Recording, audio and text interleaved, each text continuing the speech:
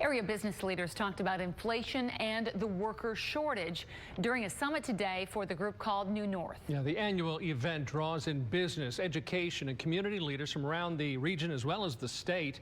Fox 11's Lexi Schrader has more.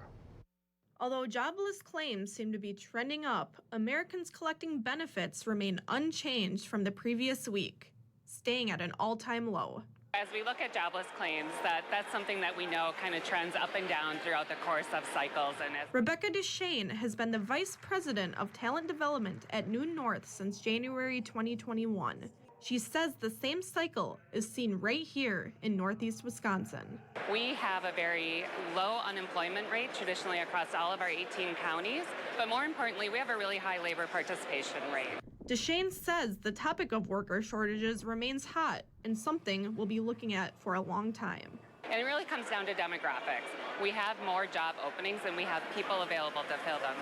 On top of the worker shortage comes high inflation. Consumer prices were at 8.3% in April compared to a year ago. That's now causing a worry of a recession.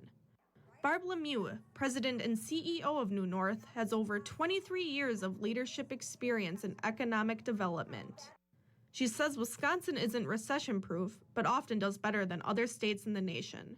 Primarily because we're such a heavy industrial and manufacturing region where we're always going to have the need to make things, to be able to export those all around the globe.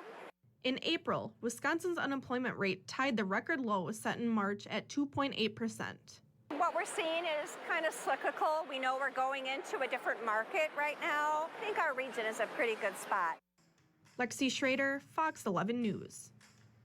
The job growth in May was the lowest monthly gain in a year, but it was high enough for the Federal Reserve to order the fastest series of rate hikes in more than 30 years.